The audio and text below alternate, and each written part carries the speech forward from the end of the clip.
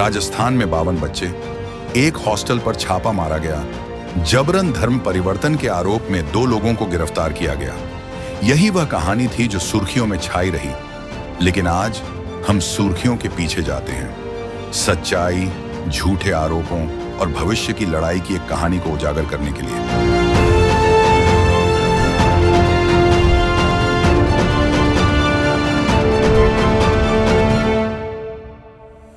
राजस्थान में ईसाइयों पर अत्याचार, 52 बच्चों को निशाना बनाया गया, 2 गिरफ्तार। राजस्थान के अलवर में पुलिस ने 52 बच्चों को ईसाई धर्म में परिवर्तित करने का आरोप लगाते हुए 2 लोगों अमृत और सोनू को हिरासत में लिया। आरोप गंभीर था। यह खबर तेजी से मुख्य धारा के मीडिया में फैल गई, लेकिन तथ्य बहुत अलग कहानी बताते हैं। सब बहुत बजरंग दल वाले आए थे, बड़ा तेरा गाड़ी आई थी। तब क्या वो नहीं, यानी कि हमने गेट नहीं खोला। हम बोल रहे थे जब पुलिस वाले आएंगे तभी गेट खोलेंगे। और ये बच्चे जबरन धर्मांतरण के शिकार नहीं थे। उनमें से कई पहले से ही विश्वासियों परिवारों से आते हैं, जो केवल छात्रावास में रह रहे थे। उन पर कभी भी अपना विश्वास बदलने के लिए दबाव नहीं डाला गया। छात्रावास धर्म परिवर्तन का स्थान नहीं था, यह देखभाल का स्थान था।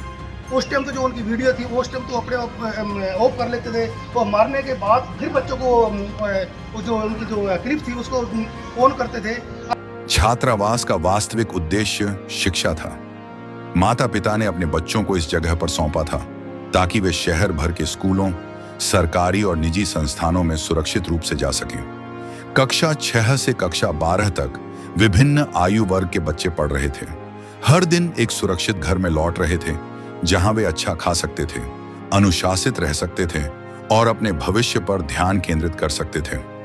लेकिन वह भविष्य अब बाधित हो गया है। छापेमारी के बाद बच्चे तितर बितर हो गए। कुछ को वापस घर भेज दिया गया। उनकी पढ़ाई अचानक टूट गई। उनकी शिक्षा, इस छात्रावास का मूल कारण, खतरे में डाल दिया गया है। तो गिरफ्तारियां क्यों? इसकी शुरुआत तब हुई जब विश्व हिंदू परिषद और बजरंग दल जैसे समूहों ने जबरन धर्मांतरण का आरोप लगाते हुए विरोध प्रदर्शन किया। उनका दबाव बढ़ गया। पुलिस ने जवाब दिया। छात्रावास पर छापा मारा गया, संपत्ति को नुकसान पहुंचाया गया और कर्मचारियों को परेशान किया गया। वो सामने वाली दीवार से कूद करके अंदर आए और बच्चों को डराया, धमकाया, और ये सारे बच्चे पूरे डरे हुए हैं। पूरा ये माहौल है पूरा। इससे पहले अमृत और सोनू को जेल में रखा गया था। उनका नाम कीचड़ में घसीटा गया था।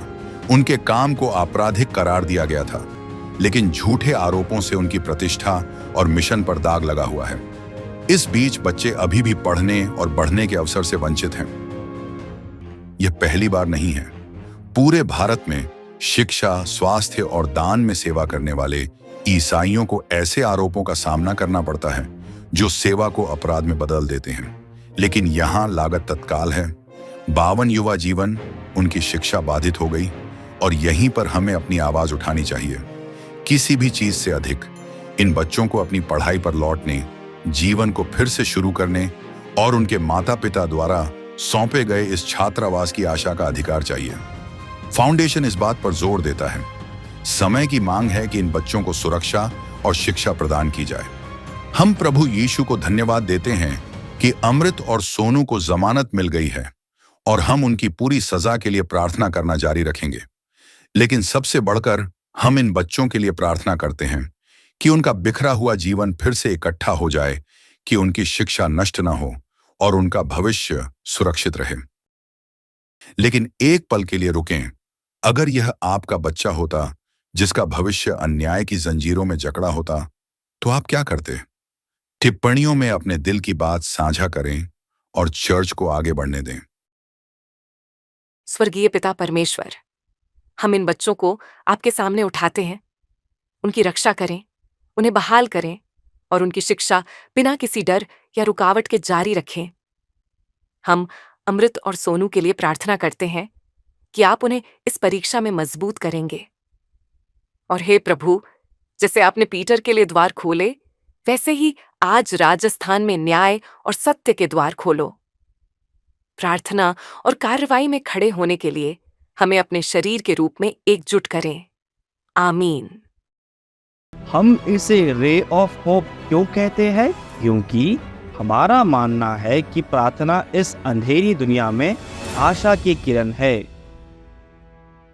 Download the Arc Connect app now